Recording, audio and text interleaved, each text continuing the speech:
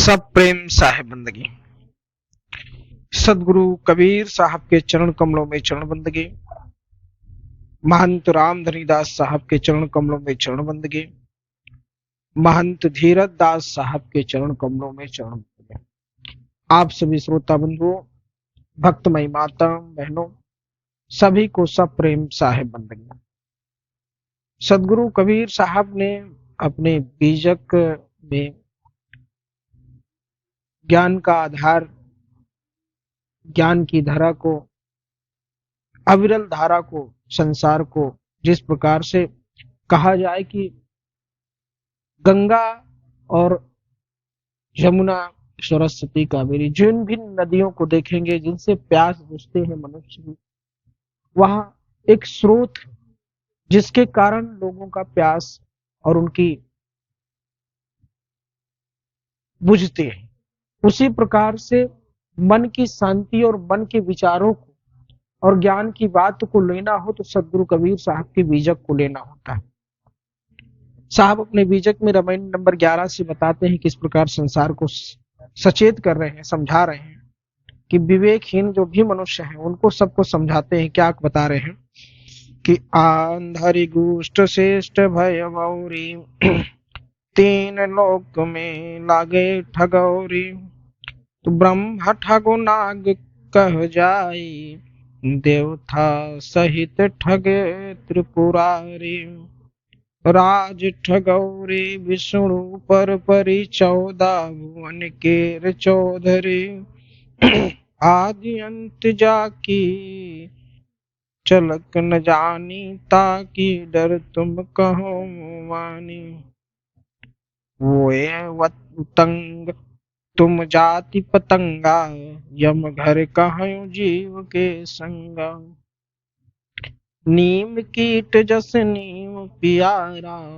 विष को अमृत कहात गारा, विष के संग कौन गुण होई, किंचित लाभ मूल गौ खोई, विष अमृत गौ एक कैसानी, जिन जानी तिन विषय के मानी, काह भय नर शुद्ध विशुद्धा, बिन परिचय जग बूढ़न बुद्धा, मत के हीन कौन गुण कहई, लालच लागी आशा रही, मुआ है मरी जाओगे मुए के बाजे ढोल, सपन सने ही जग भया, सहिदानी रह गो बोल।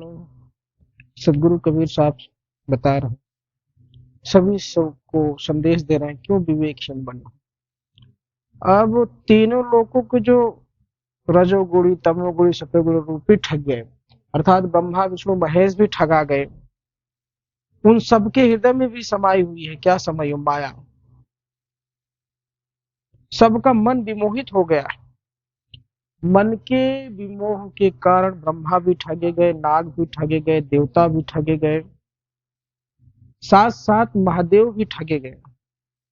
साहब कहते हैं 14 भुवनों के जो स्वामी विष्णु पर भी राजकाज चलाने की राजनीति ठठौरी आनी पड़ी। साहब ने कहा है आगे कि आदि अंत का रहस्य को ब्रह्मा भी नहीं जान पा सकते, और किस कल्पित का आप भय करके तुम क्यों करते हो, इस कल्पना में क्यों खोए रहते हो? हे जीव, क्या तुम्हारे ऊपर कोई नहीं है? तुम सब घर छोड़कर स्वरूप शोधन कर रहे हो। अनेकों अनेकों देवी देवताओं की कल्पना ज्योतिषी का, और तुम उसमें कूद कर जल जाने और मरने का काम करते हो, जिस प्रकार पतंग के समान हो। जिस प्रकार के कहते हैं ना कि एक बल्ब को जलता हुआ देख कीट पतंगा उसके पास दौड़ता है, और उस दीपक को जलते हुए देखते हुए, उस प्रज्योत को जलते हुए देखते हुए जब वो जाता है तो क्या होता है? उसी में जाकर वो जल के मर जाता है। साहब आगे कहते हैं कि तुमने स्वयं वासना रूप यम के घर को झोंक दिया। जिस तरह नीम के कीड़े को नीम का ही प्यारा लगता है। नीम के जो कीड़ा होता है ना, उसको नीम ही प्यारा लगता है, कभी देखा? उसी तरह मूढ़ मनुष्य विष तुल्य विषय भोग को ही अमृत मानता है और कहता है, परंतु विषय भोगों में लिप्त रहने वाले मनुष्य का क्या कल्याण होगा?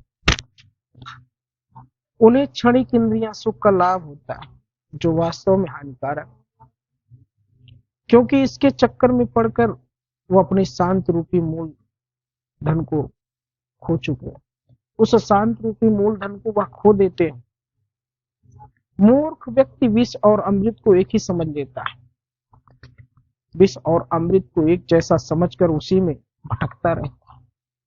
परंतु जिसने सद्गुरु का सत्संग प्राप्त, सद्गुरु का ज्ञान प्राप्त हुआ, विषयों को विष समझकर उसका त्याग कर देता है। अमृत रूपी निज चेतना वह उसी में जाकर स्नान करता, गोते करता है, उसी में विश्राम करता है। विश्व में यह छोटी जो झूठी धारणा व्यक्त है, जो झूठा प्रपंच रचा है, इससे कोई जन्मजात शुद्ध और ऊंच है, तो कोई जन्मजात अशुद्ध और नीचा होता है। बिना ज्ञान के, बिना यथार्थ ज्ञान के संसार के बड़े बड़े बुद्धिमान और बुद्धिमान भी साधारण व्यक्ति की तरह मोह सागर में डूबे रहते हैं। साहब कहते हैं कि विवेकहीन मनुष्य अपने सद्गुणों का विचार नहीं कर सकता। जिसको ज्ञान नहीं रहता, वो अपने सत्य को समझ नहीं पाता, वो समझता नहीं है, नहीं पता कर पाता, क्योंकि उसे तो भोगों की लालच घेरे रहता है। वह भोग और विषयों में संलिप्त रहता है। वह संसार से सुख प्राप्त करने की आशा में फांसी पे लटक जाता है, उसी पे लटका रहता है।